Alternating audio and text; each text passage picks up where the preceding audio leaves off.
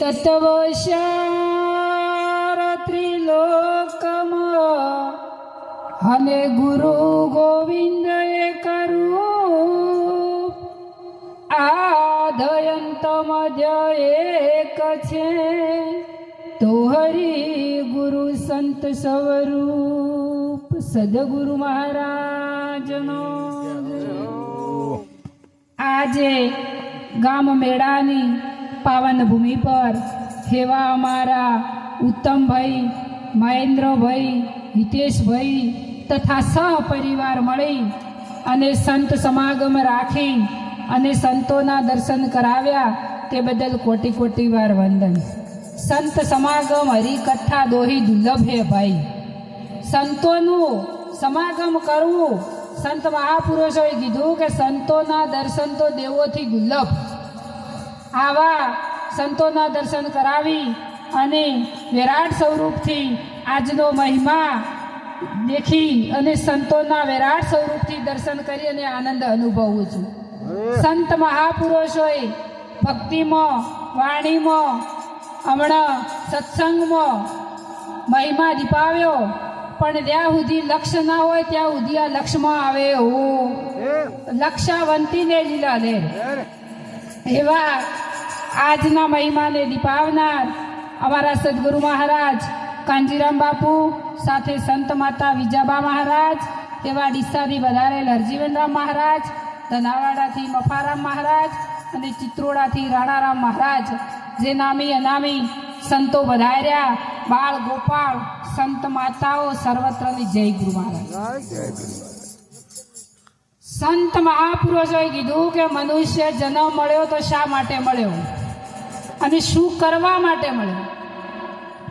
આયો તો પણ લોણ્યોનો મનુષ્ય જેવો જન્મ, શેર અનાજના કારણે મૂર્ખે કોટી બોજા કરમ. આ મનુષ્ય જન્મ શું કરવા માટે મળ્યો તો એની ખોજ કરી નથી અને 50-50, 60-60 વર્ષ થઈ જાય એળે અવસર થતો રહે. એટલા માટે રાજી દાવાની જરૂર છે. સંત મહાપુરુષો સત્સંગની અંદર કેવી, પણ આ જીવ અજ્ઞાનતાની ઊંઘમાં ઊંઝો છે એટલે જાગતો નથી. હમણાં વાણીમાં કીધું હતું કે આશરાની વાતે હોથાય ભાલ્યું ભળાય દે. આપણે આશરાની વાતો કરે છે કે અમારા બાપ દાદા કરતા હતા એ અમારે કરવું પડે. આ આશરાની વાતો છે.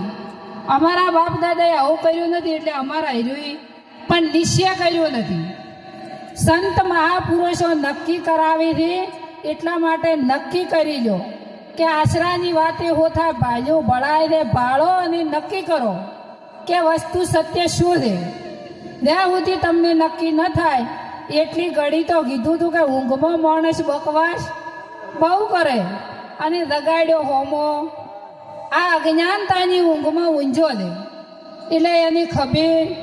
પણ જો કોઈ સંત મહાપુરુષો ભેટી રહી અને એમના ચરણોમાં જતો રહે તો આયરો જાગે નહીં જાગે. અને માટે જાગવાની જરૂર છે. એટલા માટે કીધું છે ગીતાદીમાં કે હે અર્જુન, તારે ભગવાન થવું નથી, તારે સંત થવું નથી, ફક્ત ને ફક્ત મનુષ્ય બની અને તું તને દોણી લે કે તું કોણ છે અને તારો ધર્મ શું છે. તો સંત મહાપુરુષોએ કીધું કે ગુરુ સિવાય તમે તમને ઓળખી નાખો, આખા વિશ્વને ઓળખો, પણ ગુરુ સિવાય તમે તમને ન ઓળખો. ચમ ગીતાદીમાં કીધું કે મનુષ્ય બનીને તું તને દોણી લે. જ્યાં સુધી મનુષ્ય ના બનો ત્યાં સુધી પરમાત્માના પદને પામી શકાતું નથી. અને મનુષ્ય ક્યારે થવાય? મનુષ્ય બનવું પડે. મનુષ્ય થવું હોય તો સદગુરુના ચરણે જવું પડે. મા બાપ જન્મ આપે, દીકરી કે તો દીકરાનો, પણ સદગુરુના ચરણે જો તો મનુષ્ય થવાય. અને મનુષ્ય થો તો જ તમે પરમાત્માના પદને પામી શકો. સંત મહાપુરુષોએ કીધું કે મનુષ્ય થઈને જીવો રે સંતોભાઈ, મનુષ્ય થઈને જીવો. મનુષ્ય થો તો જ તમને તમારી પારખ પડે. પણ આશરાની વાતોમાં આવી અને ભેદ ભ્રતિઓમાં ભ્રમ ફસાઈ અને રહ્યા જીવ અધોગતિમાં જાય નહીં. જેમ કે જીવ દશામાં ફસણો છે. જો જીવ દશામાંથી નીકળવું હોય તો શબ્દ દિશા પકડવી, દશામાંથી નીકળવું હોય તો દિશા પકડવી પડે. પણ કઈ દિશા? સંત મહાપુરુષોના શબ્દ દિશાનું પકડો તો આ જીવ દશામાંથી મટે માટે જાગી દો, સંતોના ચરણોમાં દો અને તમે તમારા સ્વરૂપને દોણી લો. આશરાની જ વાતો છે બધી, જ્યાં સુધી નક્કી ન થાય. કીધું કે આશરાના ઓબા તો બહુ રે લડ્યા રે, મૂડી વિના રસ ન ખવાય. તમે નક્કી કરો કે બે ઇટાળીઓ વસે ખાલી આપણે બેહારો, મંદિર આપણે બનાવો, પૂજારી આપણે ના આપણે, હાથે દોડવાના આપણે ને આપણે, અને છતાં માગવાનું એ આપણે નહીં. કીધું છે કે તારું બેહારેલું હું બેઠું તારી એક ફૂટી કે બે. તમે બેહાર્યું, તમે હાથ જોડો, તમે મંદિર બનાવો અને સતય માગો તમે ના. આ આશરાની વાતો છે કે નક્કી કર્યું છે ખરા. એક પથ્થરનો ટુકડો અને કારીગરના હાથે તો જાય તો એની પૂતની મૂર્તિ બની જાય. એમ જો આ મનુષ્ય જન્મ મળ્યો છે, જો સંતોના ચરણોમાં જતા રહો તો તમે પૂતની મૂર્તિ બનો ને બનો. કીધું છે કે નરકા નારાયણ હોય, પશુ કી પનિયા બને, નરકા ના હોય કોઈ. નર જો એસી કરણી કરે તો નર્મથી નારાયણ હોય.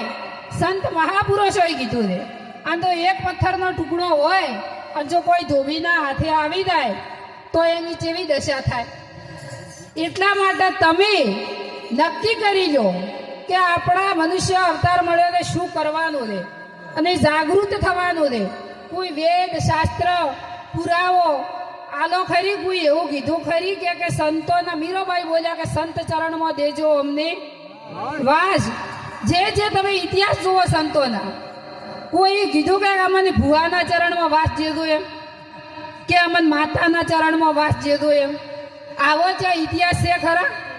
કે તમે દીવાબત્તી કરી અને તમે તમારા બેહારેલા કન માગજો અને તમને કોઈ આલ છે, આવું કોઈ નક્કી કરી આલ્યું ખરો? તમે માણસ મનુષ્ય અવતાર મળ્યો છે અને જાગૃત થતા નથી. તમે ભૂપો લાવો, તમે પાઠ કરાવો અને સતત ધોળે દાડે આ ઓખોથી નથી દેખાતું એટલે હીરો દીવો કરે અને દીવો કરી અને પાછો તમારા આગળ હીરો ઓમ કરતે એક નમ દોણા નોખે કે લ્યો બોલો હૈરા દોણ. તમને દોણા ઉપર વિશ્વાસ આવે છે પણ આવા સંત મહાપુરુષો ઉજાગરા કરીને હમણાવી દી એના વચન ઉપર વિશ્વાસ નથી આવતો. માટે જાગી દો કે આ કેટલું નક્કી કરાવે છે. એ ગવાના દોણા ખાલી ઓમ દોસા હાથે દુઃખ મળતું હોય તો તમે નક્કી તો કરો કે એમને ચમચમ છે. તમે એમને ઘેર દઈને નક્કી કરો કે એમને ચમચમ છે. આ વિશ્વમાં કોઈને શાંતિ નથી. કર્મ સિવાય કોઈ નડતું, જોણ તો રાધા હોય કે રંક હોય, ભૂવો હોય કે ગમે તે હોય, પણ કર્મ સિવાય કોઈની કોઈ નડતું અને કર્મ કોઈને છોડવાનું. આ કર્મ 3 પ્રકારનું સંત મહાપુરુષોએ કીધું. અને જે પરાબંધ કર્મ છે એ શરીર હાથે બંધાયેલું છે અને પરાબંધ કર્મ પૂરું થાય ને તો આ શરીર છૂટી જાય. આ શરીર પરાબંધ કર્મ ભોગવવા માટે જ મળ્યું છે. એનો જો તમારે પુરાવો જોઈતો હોય તો કોઈ એવું વ્યક્તિ પડ્યું હોય, ખાતું પીતું ન હોય, બોલતું ન હોય, પણ એનું જો પરાબંધ કર્મ પૂરું ન થાય તો એ શ્વાસ નહીં છૂટતો. અને એવું એનું પરાબંધ કર્મ પૂરું થઈ જાય તો તમે નક્કી કરો હેડતે એમ કે અટક આવ્યું હતું કે એક્સિડન્ટ છું તું, પરાબંધ પૂરું થાય એટલે શરીર આ પરાબંધ ભોગવવા માટે જ મળ્યું છે. એમાં કોઈ સંકલ્પ કરવાની કોઈ જરૂર નથી. આ તો કોઈનું આજ છૂટે કોઈનું કાલ છૂટે, છૂટવાનું નહીં, છૂટવાનું. પણ ઓમાં તમને સંશય ઊભો છો છે. એમ સંત મહાપુરુષો તમને નક્કી કરાવી કે તમે આ શરીર ની તો 5 તત્વનું છે, તમારું નથી અને તમારે કોઈ ધણિયાપું કરવાની જરૂર. તમે તો અજરા અમર છો, અવિનાશી છો. 3 કાળમાં તમારો કોઈ નાશ કરી કે એવું. પણ તમને આ ભેદ ભ્રોતિઓ મળતી નથી. હમણાં કીધું હતું કે પિંડે નહીં દર્શન, બ્રહ્માંડે નહીં પર્શન, મધમાં દર્શન પાયા. મને એવા સદગુરુ ભાયા કે અભેદ જ્ઞાન બતાયા. જ્ઞાન તો અભેદ છે, એ ભય છે. આ અવિનાશી આત્મ તત્વ જેવું છે કે હોનું છે અને હોનારની, તમે હોનારની દુકાને જો તો કિંમત એની આલો હોનાની કે, અને હોનું થડ્યું બહુ ઘાટે એટલે બન્યો ઉભો દાગીનો. એટલે દાગીનો દેખાય પણ હોનું દેખાય. અને તમે તો લેવા દો તો હોનારની ધ્યાનની આલો કિંમત કે હાર આ બનાવ્યો એટલે હારની કિંમત આલો હોનાની. હોની તો એની કિંમત લે હોનાની જ. એમાં આત્મ તત્વ તો એવું છે, વધે ઘટે એવું નથી. ઈ તો જેમ છે તેમનું તેમ છે. પણ આ તમારો સંશય અને આવી ભ્રોતિઓ, આવા ભય, ઓમાંથી જો મુક્ત થવું હોય તો કોઈ તત્વ વેતા પુરુષના ચરણે દાદો. ગીતાજીમાં હું કીધું કે ગુરુચરણી તો દાદો, પણ કોઈ તત્વ વેતા પુરુષના ચરણે દાદો. જે આ તત્વને જાણતા હોય એમના ચરણે દાદો, તો તમને આવા જન્મ મરણના જોખમમાંથી મટાડશી. કીધું છે કે જન્મ મરણ મટી જાય રે સાહેલી આજે આનંદ મારા ઉરમાં. સદગુરુ સ્વામીને સેવતા જીવ પણ મટી જાય. જો એવા સદગુરુ સેવો તો તમને નક્કી થાય જીવ 3 કાળમાં સેદ નહીં. જો જીવ સેદ નહીં, પણ ખાલી ભય છોડે અને આ ઓટીયમ જીવ દશા થઈ અને ફસાઈ ગયો રે. પણ જો કોઈ સંતની શબ્દ દિશા પકડે તો ઓમાંથી દિશા પકડે તો દશા બદલાય. માટે અખંડ અવિનાશી તો તમારું જન્મ મરણ નથી, પણ સંતના ચરણે જઈ અને જાગૃત થઈ દો. તમને આવી ભેદ ભ્રોતિઓથી મુક્ત થો. તમે મનુષ્ય માત્ર તમે બેહારો ને તમને નડે. તમને નક્કી નથી થતું કે જેમાં ધનાવર રવડી નથી કનડતું. આવા દુ ભૂપા એવા હાસા હોય અને બધાનું દુઃખ મટાડતા હોય. તમને શિયાળામાં કૂતરાનું ખોવા થાય, દોરડા બધું વાળું મટે. એ ચમયુનું કોઈ હેઠતું નથી, પણ તમારી કલ્પના તમને નડે. કીધું છે કે તારી કલ્પના તને નડતી. જ્ઞાન વિનાની સૂજ નથી. જ્ઞાન અગ્નિમાં બીજ દેણી હોમીય અને આસુરી સંપત્તિ નથી. આ તો જ્ઞાન અગ્નિમાં બીજ હોમાય નહીં. સદગુરુના ચરણે દો. અને જો આવું જ્ઞાન તમને અભય પદની પ્રાપ્તિ થઈ જાય તો તમને 3 કાળમાં કોઈ નડે નહીં. 3 કાળે નથી, જીવે નથી, પણ તમારા સિવાય બીજો છે જ નહીં.